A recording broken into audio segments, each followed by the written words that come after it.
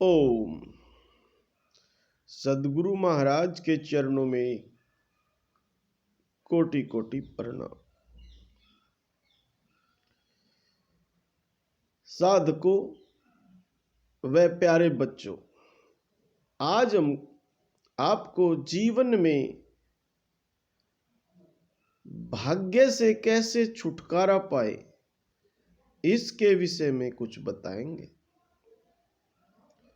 ये जो विचार है सिर्फ उनके लिए हैं जो पुरुषार्थवादी हैं, पुरुषार्थ करते हैं, कर्म करते हैं, मेहनत पे विश्वास रखते हैं।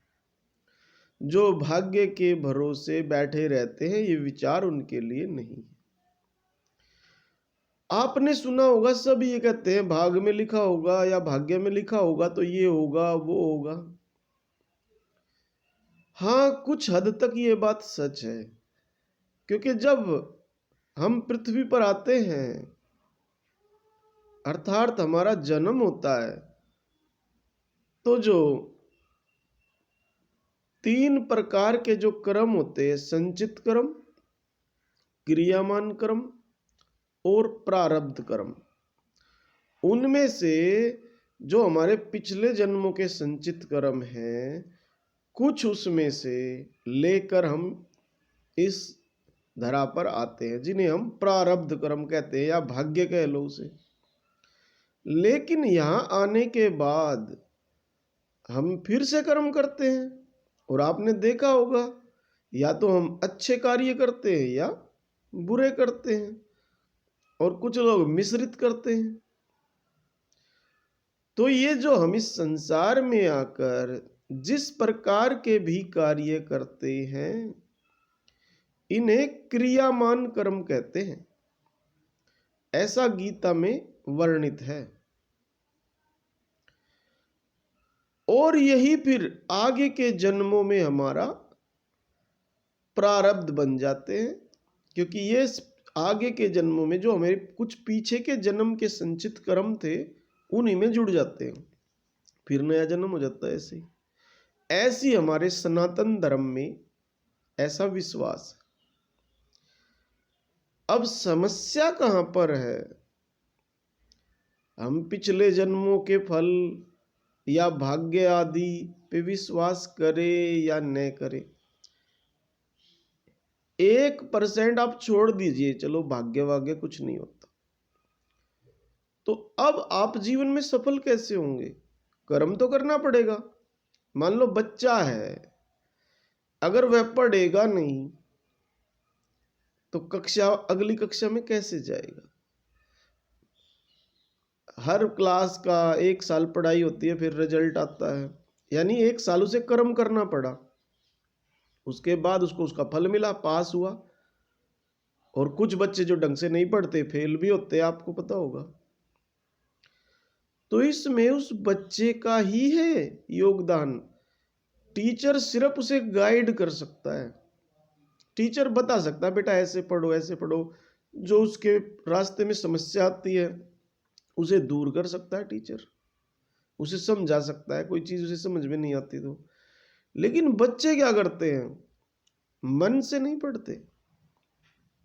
अब मन एक ही है, चाहे तो उसे पढ़ाई में लगा दो, चाहे खेल कूद में लगा दो, या तरह तरह की शैतानियों में लगा दो, आपकी मर्जी है। सही समय पर यदि सही कार्य नहीं किया गया तो बाद में कोई फायदा नहीं उसका। और फिर क्या कहते हैं? भाग्य में लिखा ही नहीं था। ऐसा नहीं है, आपने भाग्य में परिवर्तन किया ही नहीं। भाग्य में परिवर्तन किया जा सकता है कर्म की प्रकाष्ठा से, यानी कर्म की अति कर दो। कर्म करना तो हमारे हाथ में है, और परिणाम प्रभु अपने आप दे ही देगा।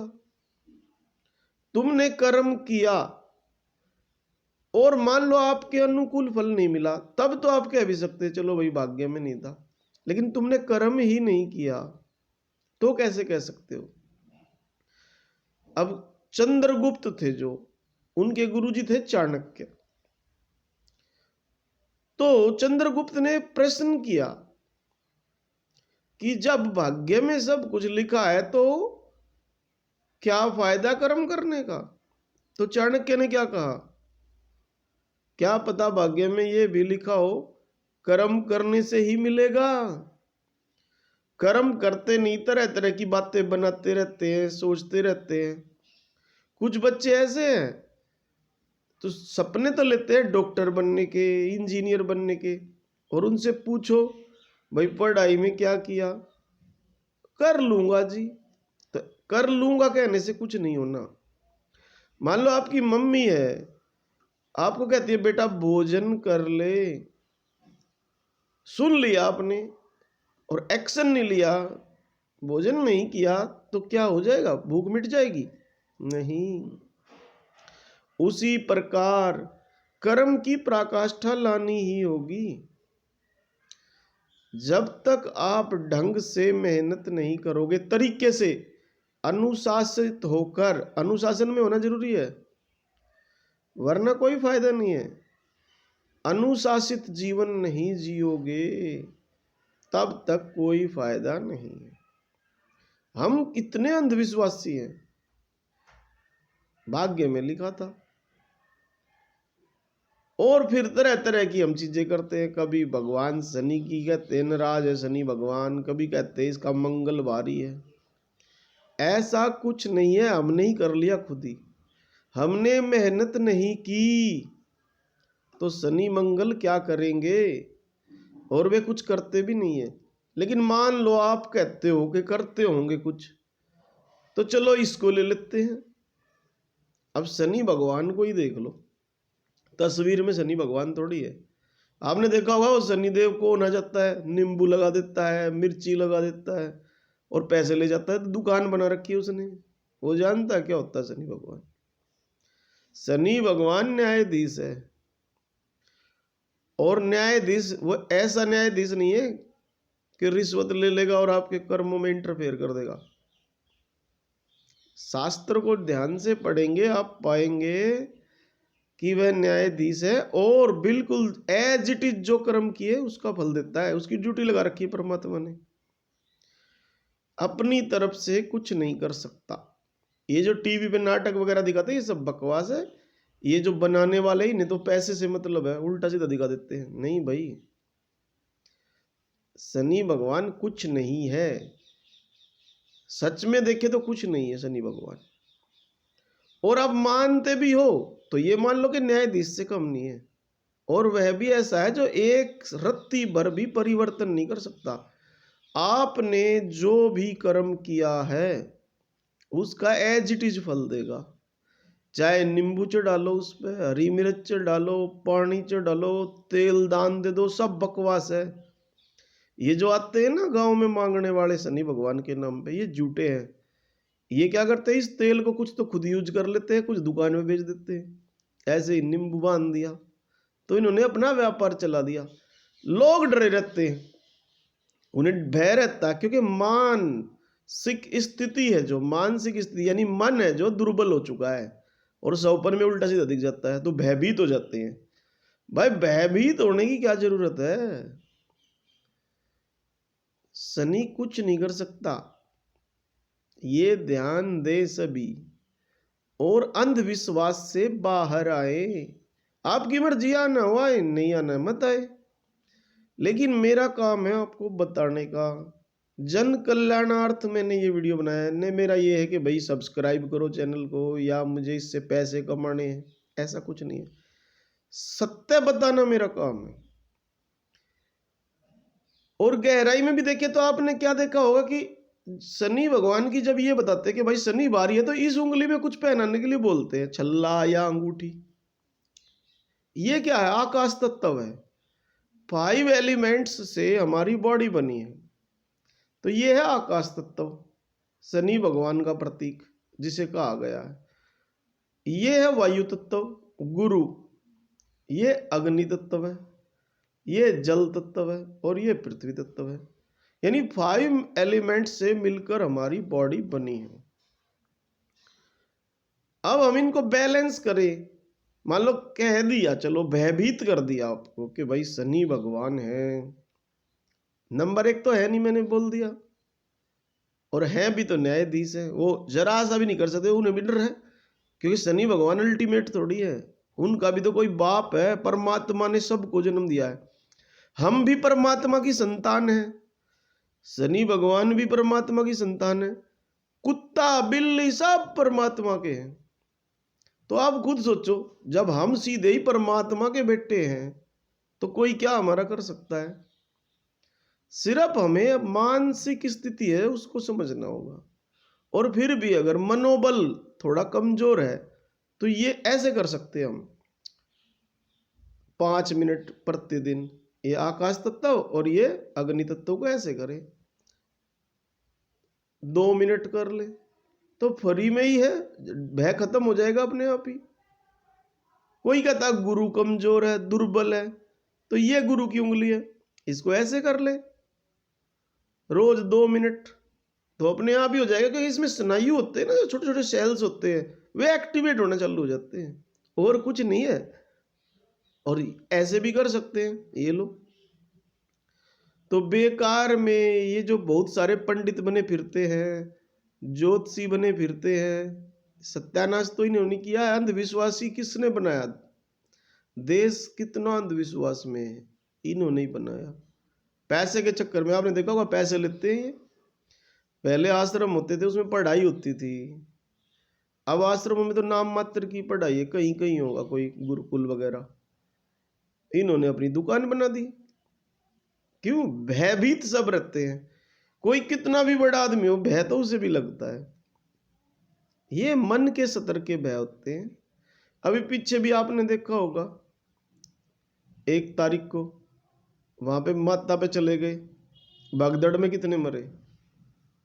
अगर ऐसी माता होती तो बचा ही ना लेती उन्हें। माता अगर नंबर 1 तो है ही नहीं, अगर है भी तो वो उस समय थी, तो वो भी परमात्मा की बेटी। यानी सब कुछ परमात्मा ने बनाया है, जो सबका पिता है। तो फिर किसको पूजे बीच में? किसी को पूजने की जरूरत ही नहीं है, हकीकत यही है। लेकिन हमारा जो भय है, हमारे अंदर का मन, जो हमारा मन बहुत कमजोर है, क्योंकि हमें सबकॉन्शियस माइंड है जो हमारा, जो हमें सपन आते हैं, तो कई बार कष्टकारक सपन आ जाते हैं, कई बार सुख के सपन आ जाते हैं, कई बार ऐसा होता है जो आपको सपन में दिखाई दिया वो सत्य सिद्ध हो जाता है। आप सत्य मान लेते हो, तो फिर आप जो गलत दिखाई दिया उसे गलत मान लेते हो, और फिर चक्रों में पड़ जाते हो। कोई पितरों के पीछे पड़ जाता है। पितर है, वे भी परमात्मा के हैं, वे चले गए, उनका शरीर पूरा हो गया, चले गए, अब हमें उनसे क्या मतलब? लेकिन भय की वजह से, भय की वजह से, और कुछ वे खुद ही ऐसे थे जैसे वे जिंदे थे, अब मुक्त नहीं हुए तो वे आत्माओं के रूप में दिख जाते हैं, वे भी सौपन में दिख जाते हैं। कुछ को ऐसे दिख जाते हैं, ठीक ठीक आ जाते हैं, सीधे ही जागृत अवस्था में भी आ जाते हैं। लेकिन सब है भ्रम, सारे के सारे यमराज की कैद में। ऐसे ही देवता होते हैं, देवता दिख जाते हैं, कई हकीकत में भी दिख जाते हैं, किसी को सौपन में दिख जाते हैं। सब भ्रम है। और ये भ्रम किसने पाला? हमने स्वयं ने पाला, क्योंकि हम इतने निर्बल हो चुके हैं, हमारा मन है जो छलनी से भी ज्यादा सुराख हो चुके हैं मन में। इसलिए कबीर साहब ने कहा था, मन के मते न चलिए, मन के मते हजार। ये मन है जो कभी प्रफुल्लित होता है। हंसता कौन है? मन की वजह से हंसते हैं। रोते कैसे? मन की वजह से रोते हैं। जितने काम करता है ये, अच्छे से अच्छे, बुरे से बुरे, कौन करवाता है? मन। तो हमें मन से ऊपर जाना होगा। मन से ऊपर है बुद्धि, बुद्धि से ऊपर है चित्त, जानना तो पड़ेगा, फिर अहंकार, फिर उससे परे आत्मा है जो हमें जो परमात्मा ने बनाया था, वो आत्मा अहंकार से परे है। और वो हमारे शरीर में, जैसे यहाँ पे मान लीजिए परमात्मा है, तो यहाँ पे आत्मा की बैठक है। ये देखो, ये लाइन दिख रही होगी आपको, सीधी ऐसे ऐसे जाती है ये दर्शन करने के लिए वहां पे। और जब हम शरीर हमारा इस लायक नहीं होता कि हम इसमें रह सके, तो जब हम यहाँ पहुंच चुके होते हैं तो आराम से ऐसे बाहर आ गए। तो जब तक शरीर है भाई, अच्छे अच्छे काम करो, जन कल्याण के काम करो, दुखियों की मदद करो। अगर कर सकते हो तो, नहीं कर सकते हो तो अपने ही परिवार को ठीक रखो। तो इसलिए ये वीडियो बनाने का जो मेरा मेन मकसद ये है कि जो मेरे दुर्बल मनोबल, जिनका कमजोर है, ऐसे भाई बहन है जो सौपन में ही जी रहे हैं, वे बाहर आ जाए और एक उच्च आदर्श स्थापित करे, आइडियलिस्टिक बने, मेहनती बने। क्योंकि भोजन भोजन करने से भूख नहीं मिटेगी, पानी पानी करने से प्यास नहीं बुझेगी। भोजन को टुकड़ा तोड़ के सब्जी में लगा के मुंह में डाल के चबाना पड़ेगा, फिर गटकना पड़ेगा। ऐसे ही पानी को पीना पड़ेगा। उसी प्रकार आपको मेहनत करनी होगी, हंस के करो, रो के करो, करनी पड़ेगी। इसीलिए तो खरगोश की और कछुए की कहानी क्यों है? ताकि जो स्लो वाले हैं, स्लो लर्नर है या स्लो वॉकर है, वे भी चल सके धीरे धीरे धीरे धीरे। आप करते रहो। एक बच्चा रोजाना 12 घंटे पढ़ रहा है, 12 घंटे मेहनत कर रहा है। मान लो आप नहीं कर पा रहे, कोई बात नहीं, जितना हो सके उतना तो कीजिए। क्योंकि कुछ न करने से कुछ करना तो भला।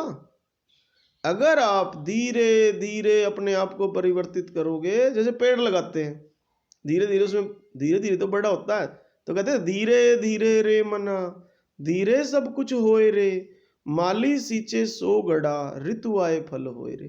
तो धीरे धीरे चलते रहिए, जिस क्षेत्र में भी है, धैर्य पूर्वक मेहनत करते रहिए। यदि आप मेहनत करोगे तो आप ये जो भाग्य नामक वस्तु है, भाग्य नामक चीज है, क्योंकि इस पे बहुत सारे लोग विश्वास करते हैं और बहुत सारे नहीं करते। जो करते हैं उनके लिए भी है, जो नहीं करते उनके लिए भी है।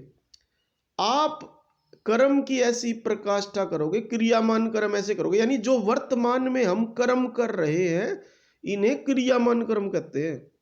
ऐसे करोगे आप सहज ही, और अपने आप ही ये जीवन सुखी हो जाएगा। अब आप स्वयं सुखी हो जाओगे तो अपने परिवार को भी सुखी कर लोगे। मान लो हम स्वयं ही दुखी हैं तो अपने परिवार को क्या सुख दे सकते हैं? इसलिए आलस्य से बाहर आए, ज्योतिषियों के चक्कर में न घुसे और मेहनत करें। यानी वीडियो बनाने का मुख्य जो लक्ष्य है, मेहनती बने, कर्म के बगैर कुछ नहीं है। कृष्ण भगवान ने क्या कहा था? कर्म की पराकाष्ठा करो, कर्म प्रधान जगत रच राखा, जो जस कर्म कर तस फल चाखा। ये कर्म प्रधान है ये जगत, जो जैसा कर्म करेगा वैसा ही उसे फल प्राप्त होगा। इसीलिए सभी से प्रार्थना है, शुद्ध शुद्ध कर्म करे। कारण किसी को कष्ट देंगे तो कष्ट ही आएगा लौट के, किसी को हैप्पीनेस देंगे, सुख देंगे तो सुख आएगा। तो इसलिए स्वयं भी सुखी रहे और औरों को भी सुखी रखने की कोशिश करें। इन्हीं शब्दों के साथ समाप्ति। ओम शांति शांति शांति।